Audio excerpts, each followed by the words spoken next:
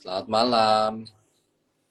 Halo, selamat malam Mas Reza. Hai, selamat malam, Boni. Mas Boni apa kabar? Alhamdulillah sehat, sehat. Gimana Mas Reza? Sehat? Alhamdulillah, menuju persiapan penjurian, nominasi FFI, kemudian malam anugerah di tahun Oh, terakhir Komite ya. semangat. Sekali lagi buat semuanya, selamat malam. Dan hari ini saya bersama Mas Boni, ini mengenai, kita akan berbicara sedikit mengenai menghidupkan imaji lewat animasi gitu ya, karena Mas Boni pasti mungkin kalau teman-teman yang suka dengan animasi pasti sudah familiar sekali dengan nama tersebut. Mungkin saya minta Mas Boni, siapa tahu ada teman-teman yang belum kenal, belum terlalu tahu kira-kira profesinya sebenarnya apa. Boleh perkenalan diri terlebih dahulu, silakan Mas. Oke, Bismillahirrahmanirrahim. Assalamualaikum warahmatullahi wabarakatuh. Ya, nama saya Boni Werasmono. Saya tuh di Little Giants Little Giants adalah studio animasi tempat saya bekerja ya. Saya sebagai Chief Creative Officer di situ. Cuman untuk di Nusa ini saya berperan sebagai sutradaranya atau direkturnya di situ juga, gitu. Oke, ini adalah eh, animasi pemenang FFI di tahun 2021 ya Mas ya? Kalau film panjang ya 2021. 2021 ya? Mhm. Oke. Em, Kalau berbicara mengenai dunia animasi gitu ya, kira-kira kapan sih sebenarnya Mas Boni sendiri ini terjun ke dunia animasi itu mulai mulai kapan? Terjun ke dunia animasi itu bisa dibilang sejak 2000 atau sebelumnya mungkin ya. Sekitar 2004, 2003, 2004 itu ketika saya masih kuliah waktu itu ya. Hmm, Saya waktu itu sebenarnya kuliahnya kuliah IT mas, ini IT programming. Ya, cuman karena di kampus itu kita ada lab multimedia. Saya tuh suka ngintip di situ ya, suka ngeliat gitu kok, ini kok agak beda nih kayaknya nih. Yang kayak ya, kalau saya itu programming gitu ya, coding, hitam putih warnanya gitu, di lab sebelah kok lebih lebih bervariasi, ada berwarna, ada editing gambar, ada animasi, audio, macam-macam ini. Maka dari situ saya mulai mulai tertarik jujur di 2003-an lah kira-kira ya.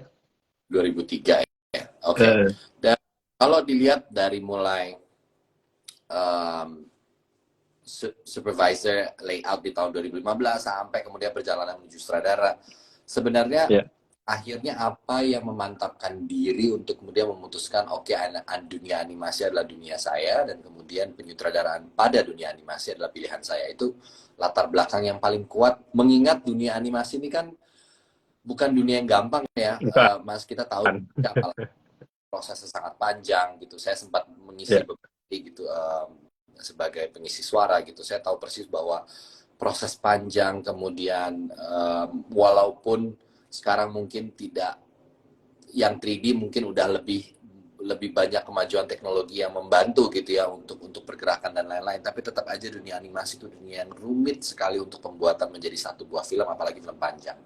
Mungkin boleh boleh betul. cerita tentang hal tersebut. Oke. Jadi kalau dulu memang saya menjadi di departemen layout ya. Layout tuh sebenarnya kalau misalnya di live shoot itu kalau teman-teman lebih familiar tuh sebenarnya lebih kepada kayak sinematografi gitu. Saya yang range tentang apa ya kayak kayak digital fotografi, DOP-nya atau Ya, sinematografi. Jadi sesuatu yang berhubungan dengan camera works, lighting, terus dengan staging gitu. Jadi memang proses itu memang saya harus work closely dengan directors, dengan sutradara gitu. Jadi karena sutradara yang punya visi kan, jadi layout itu adalah orang pertama yang menerjemahkan visi dari sutradara.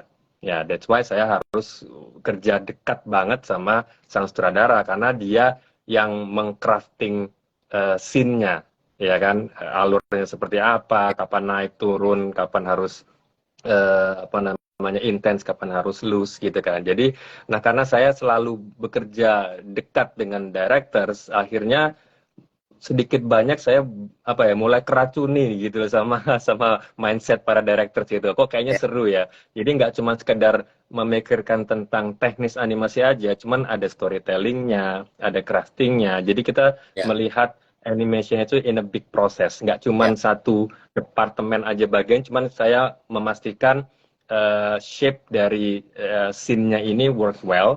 Jadi kelihatan dari ujung sampai ujung. Jadi dia kayak nge-crafting. Jadi itu yang membuat saya tertarik. Ini seru banget nih. Akhirnya ya udah mendalami sampai akhirnya terjadi begitu saja ketika ketika kita mengerjakan film Nusa ini.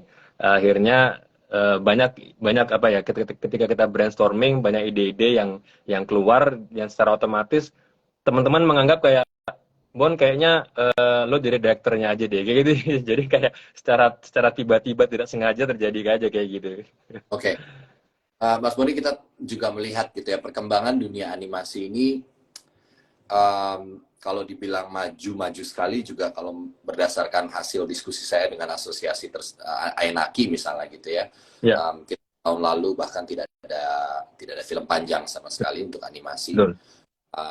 Ada sempat yang mendaftar hanya satu sehingga kami memutuskan untuk tidak meniadakan kategori film animasi panjang setelah sebelumnya memang animasi itu mau panjang mau pendek dijadiin satu kategori, tapi kemudian atas masukan Aenaki kan kami memutuskan panitia yang kemarin bekerja itu untuk memisah antara film animasi pendek dan panjang karena memang dua dua ranah yang berbeda gitu. Betul.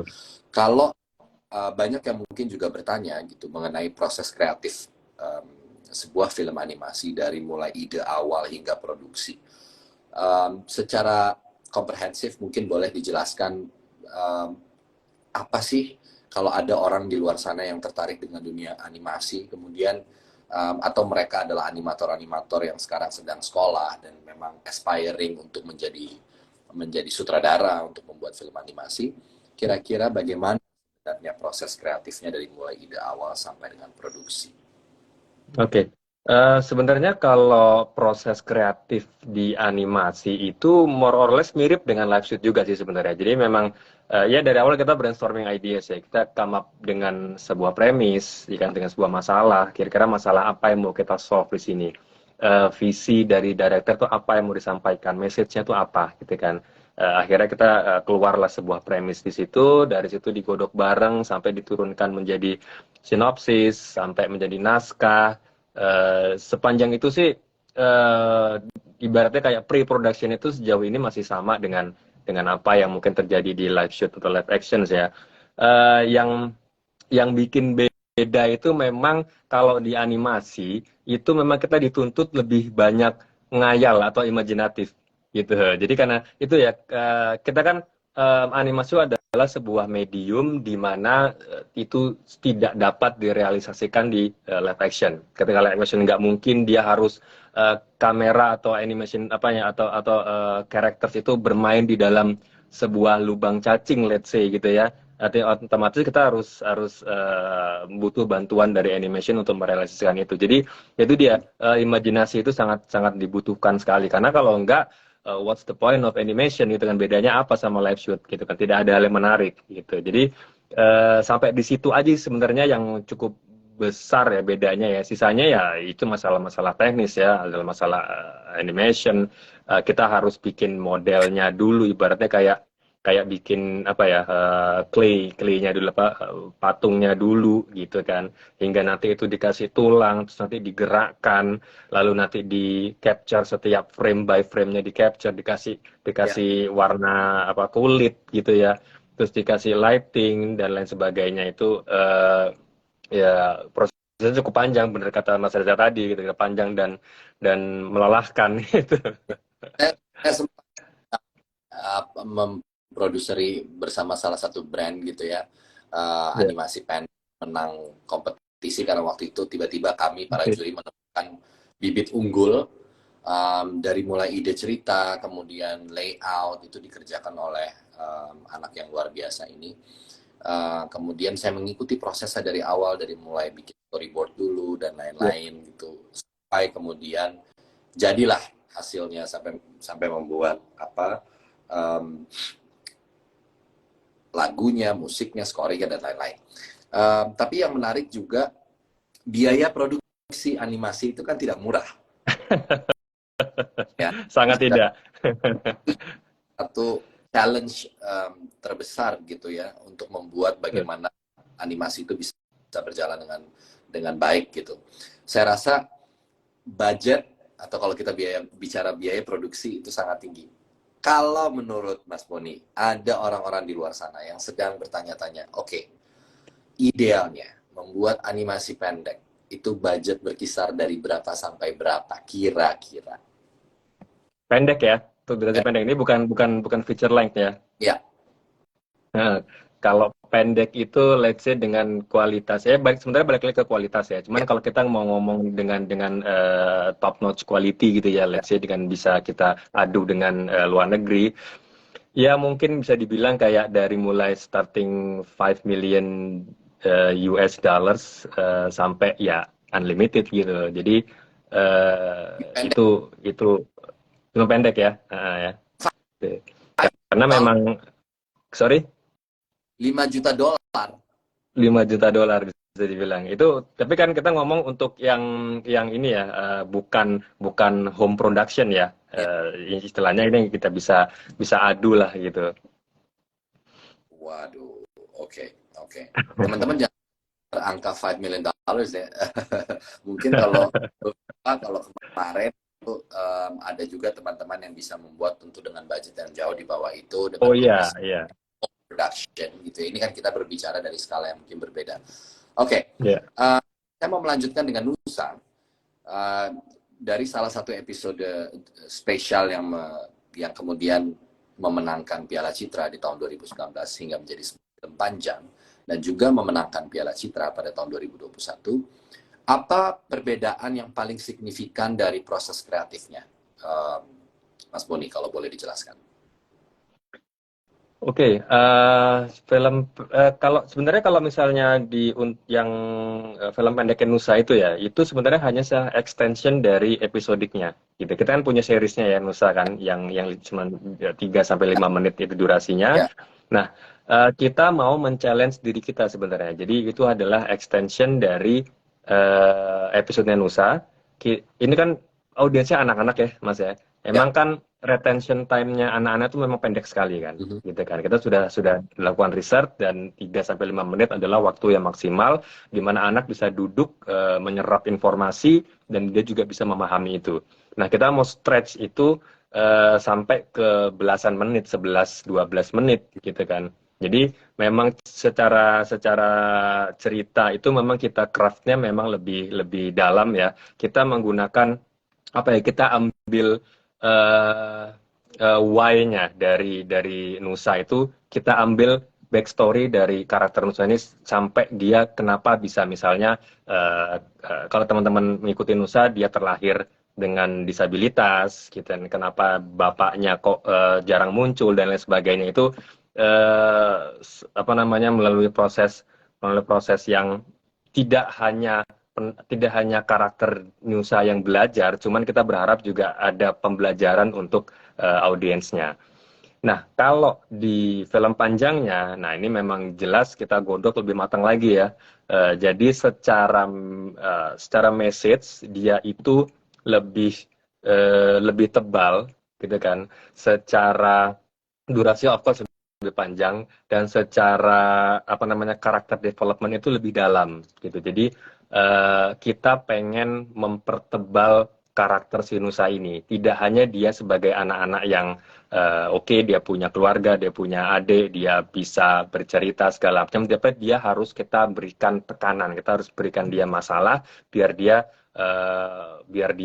apa ya, ibaratnya kita tes dengan beban hingga nanti kita lihat dia akan behaviornya seperti apa. Itu perbedaannya sih sebenarnya antara yang pendek dengan yang panjang lebih kepada itu. Jadi orang itu akan melihat Nusa ini dengan sudut pandang yang berbeda. Dia tidak akan apa ya? Dia tetap mengenali Nusa seperti awalnya, cuman dia akan melihat sisi lain dari Nusa, gitu sih. Oke. Mas Boni, kalau melihat perkembangan film animasi, apalagi produksi film animasi panjang belakangan ini cukup menjadi sangat minim sebenarnya kalau kita bicara skala produksinya gitu. Apalagi local, saya rasa di Indonesia kita tidak terlalu punya banyak gitu. Dan market wise juga saya rasa Nusa mungkin adalah salah satu pencapaian film dan penonton tertinggi sejauh ini. Kalau menurut kacamata Mas Boni sendiri, apa sebenarnya kendala atau tantangan yang paling mendasar kenapa di Indonesia animasi ini bergerak cenderung lambat, tapi di sisi lain apakah problemnya ada pada SDM-nya? Karena kalau menurut saya SDM kita juga tidak kalah gitu ya, kita punya cukup banyak SDM yang luar biasa gitu, biaya produksinya, atau memang animo pasarnya yang sebenarnya belum mendukung gitu.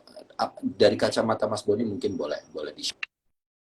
Oke, mungkin apa yang disebutkan Mas Reza tadi bisa dibilang semuanya berkontribusi menjadi faktor kenapa animasi di Indonesia itu agak slow ya. Mulai dari SDM-nya jelas, SDM-nya ini sebenarnya gini, sebenarnya SDM itu kita punya SDM-SDM yang bagus, yang memang Hollywood quality itu memang banyak. Nah, cuman masalahnya itu tadi orang-orang yang bagus itu ujung-ujungnya dia goals-nya adalah untuk ke Hollywood, untuk keluar. Dan salah satunya saya dulu juga kayak gitu ketika saya menjadi artis, apa ya, mindset kita tuh ujung-ujungnya adalah pengen berkontribusi untuk film film Hollywood itu kan, nama kita ada credit title dan lain sebagainya. Nah, jadi akhirnya yang tersisa di Indonesia ini ya tinggal tinggal ya udah tinggal quality yang average gitu.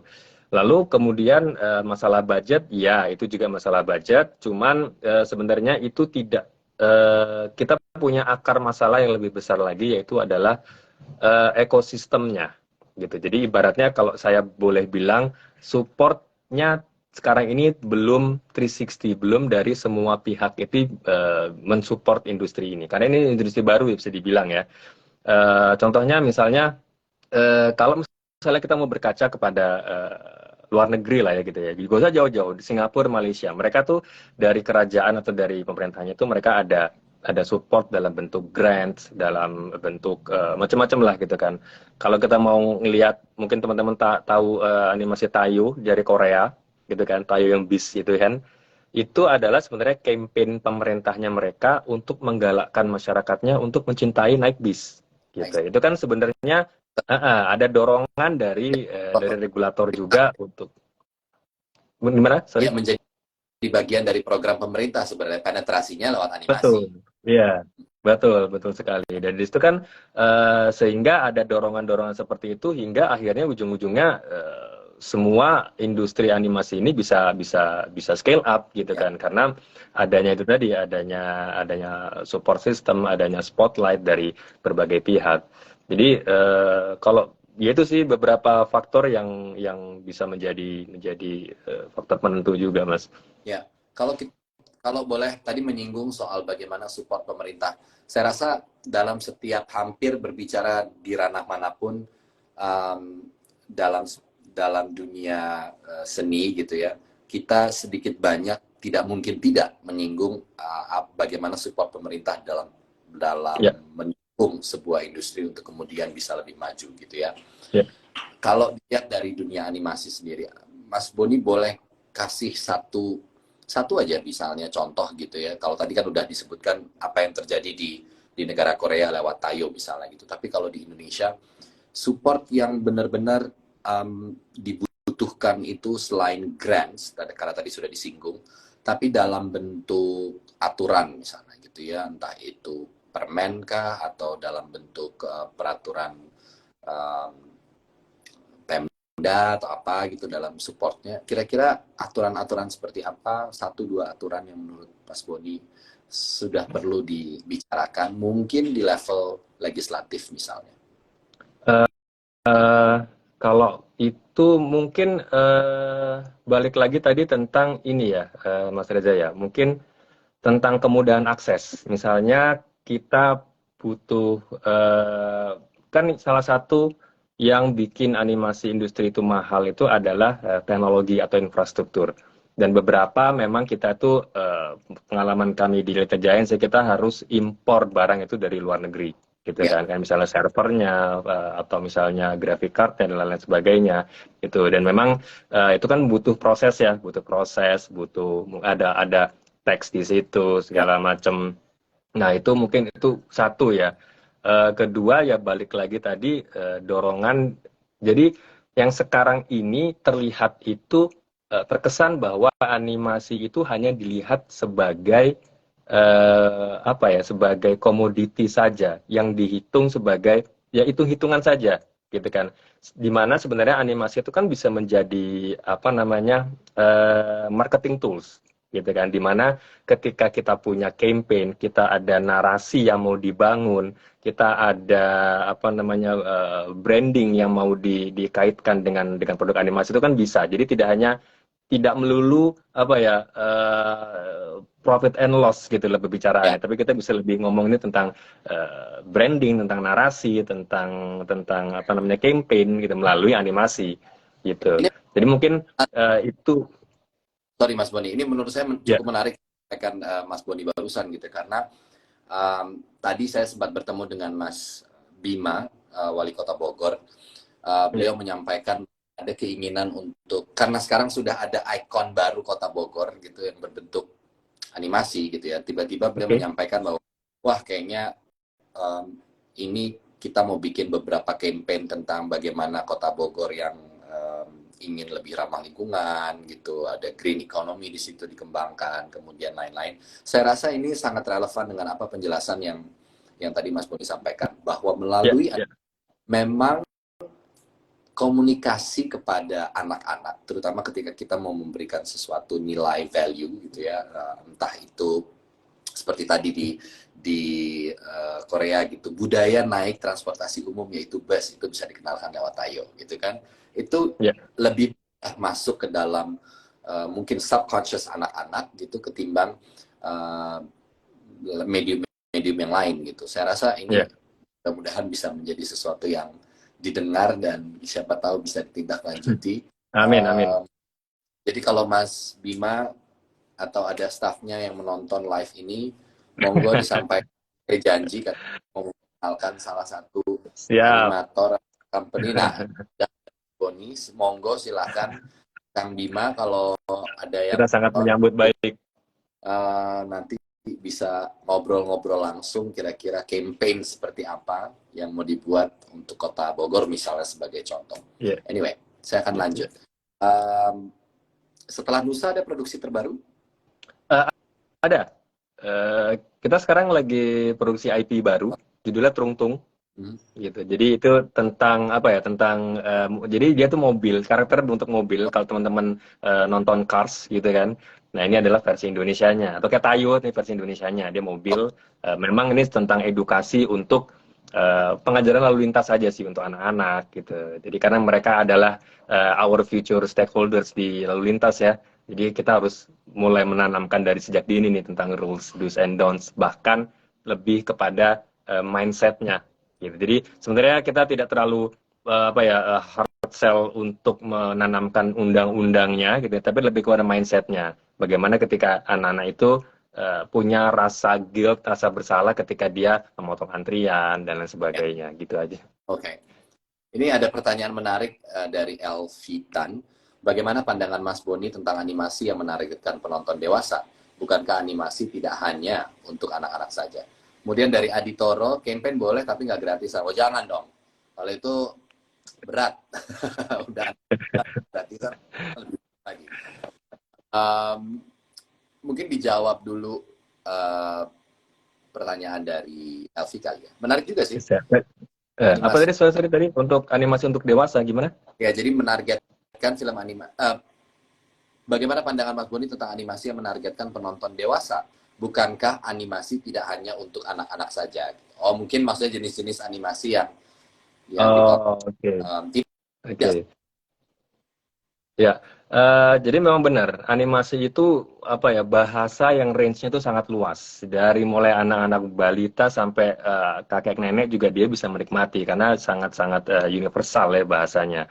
Cuman memang dalam perjalanannya kita mau nggak mau harus mulai mensegmentasi marketnya gitu ya. Karena memang jangan sampai, karena animasi ini trikinya adalah dia itu banyak orang mindsetnya masih mengenal apa ya apa namanya, stereotipnya animasi ini adalah anak-anak gitu lah. Ya, Jadi ketika saya ngomong saya kerja apa kerja di dunia animasi, oh bikin kartun anak-anak gitu, jadi mindsetnya gitu kan, oh bikin ya, Ipin Upin gitu kan. ya. Padahal ada market-market yang memang bisa di reach dengan animasi. Nah, masalahnya untuk apa namanya, untuk remaja ke atas mereka sudah lebih kritis, mereka sudah tidak melihat lagi apa namanya, pergerakan-pergerakan atau bentuk-bentuk yang normal saja. Dia mulai imajinasinya mulai punya spektrum sendiri lah. Kayak misalnya saya sudah nggak bisa menyuguhkan karakter normal manusia dengan proporsi yang biasa itu dia berjalan atau melakukan kegiatan manusia seperti umumnya, karena mereka melihat kayak ngapain saya nonton animasi gitu kan. Dia menemukan sesuatu yang baru, yang imajinasinya itu tadi, imajinasinya sangat-sangat liar. Misalnya dia itu adalah superhero, dia itu bawa pedang yang gedenya itu segede mobil, segala macam. Itu yang mereka, kalau kalau sekarang kan apa, teman-teman nonton atau main games itu kan ada Mobile Legends, ada apa, semua kan karakter-karakternya sangat-sangat fiktif, sangat-sangat iya extraordinary gitu kan. Jadi memang memang kita harus mulai mensegmentasi ketika kita mau masuk ke segmen dewasa ya. Kita harus Ya, benar-benar itu tadi apa namanya, riset. ya. Oke. Thank you, Mas Boni. Sebenarnya waktunya kalau ngebahas ini karena saking serunya nggak cukup kayaknya tiga. Tapi anyway, uh, terima kasih banget Mas Boni. Saya masih ada satu pertanyaan terakhir. Oke, silakan. Saya kasih sepatah dua patah kata sebenarnya untuk memotivasi teman-teman animasi lainnya untuk mendaftarkan karyanya di FFI. Dan pertanyaan terakhir, karena tema FFI tahun ini adalah tentang Piala Citra dan memaknai kata citra itu sendiri. Selain mungkin motivasi untuk mendaftarkan ajakan, saya mau tanya sama Mas Boni, apa makna Piala Citra bagi Mas Boni sendiri? Oke, makna Piala Citra buat saya pribadi cukup ini ya, cukup bahkan sangat berarti ya, karena ya itu kan apa ya, ibaratnya penghargaan tertinggi di dunia perfilman, dan alhamdulillah sekarang sudah ada kategori animasi di Indonesia ini kan, yang saya juga sebenarnya kemarin tuh nggak sempat kebayang saya bakalan bisa megang itu, naik di atas panggung FFI. Jadi buat saya itu sangat sangat berarti, dan sebenarnya bukan untuk apa ya, bukan untuk gengsi-gengsian, bukan untuk berbangga-banggaan, cuman sebagai proving points bahwa animasi di Indonesia ini, terutama untuk di industri IP ya, intellectual property, itu bisa bersaing di kancah nasional gitu ya. Artinya bahwa ini bisa eksis, ini bahkan bisa apa namanya, berjalan, dan bukan hanya banyak berjalan, dan ini bisa memenangkan penghargaan. Itu apa namanya, makna piala ini buat saya pribadi. Oke. Dan sebagai motivasi buat teman-teman yang memang lagi di industri animasi dan sedang berkarya di animasi, jangan ini ya, apa namanya, jangan cepat puas gitu lah, karena memang yang menjadi bumerang itu adalah pertama, industri animasi ini sangat masih muda ya di Indonesia, jadi belum begitu banyak. Jadi ketika kita mensubmit sebuah karya, kayak ibaratnya itu persaingannya mungkin bisa dibilang tidak terlalu ketat. Nah itu kan bahaya. Jadi kita Ya, cepat puas. Ya, jadi itu tadi mungkin kita harus sering-sering kita benchmarking sama karya-karya di luar, tidak hanya misalnya karya-karya di lokal. Walaupun saya tidak bilang bahwa karya lokal ini kurang bagus ya, ini ya. cukup bagus, sudah sangat bagus bahkan. Cuman itu tadi, jangan cepat puas, tetap berikan yang terbaik, dan apa namanya, jangan mudah menyerah aja sih gitu. Oke. Mas Boni, terima kasih Siap. banyak atas waktunya. Semoga dunia animasi bisa terus maju ke depannya, Amin. dan mudah-mudahan animasi panjangnya tidak absen. Mudah-mudahan Nah, itu kategori dia. kita muncul Itu lagi, salah satu karena harapan saya juga sih. kami Dengan masih bertumbuhnya menunggu industri animasi di Indonesia kan otomatis banyak ya, karya-karya yang banyak terbit. banyak sekali yang mendaftar gitu ya. Tapi kalau karya animasi panjang memang jujur masih sangat minim. Tapi mari kita berharap bahwa dunia animasi bisa terus tumbuh karena saya yakin pengaruh dan impact-nya akan sangat besar dan mudah-mudahan itu Betul. disadari juga oleh banyak pihak lain yang tentunya bisa memberikan support dan dukungan yang lebih konkret terhadap kemajuan industri animasi Indonesia. Sekali lagi Mas Boni, terima kasih. Ya, Selamat malam, sampai ketemu. sama-sama. Selamat malam. Terima kasih. Jangan lupa hadir di FFI dan mudah-mudahan Insya Festival Film Indonesia Allah. dengan baik. Dan teman-teman yang lain, saya sekaligus mengingatkan pada semuanya bahwa FFI sedang membuka pendaftarannya yang sebentar lagi akan ditutup. Jadi mohon ketika teman-teman sineas, filmmaker yang sudah bisa bersiap-siap untuk mendaftarkan karyanya, silakan mendaftarkan karya kalian ke FFI melalui website yang ada. Kalian bisa cek semuanya, informasinya ada di Instagram Festival Film ID. Saya Reza Rahadian, pamit. Sampai ketemu di live berikutnya. Selamat malam. Malam.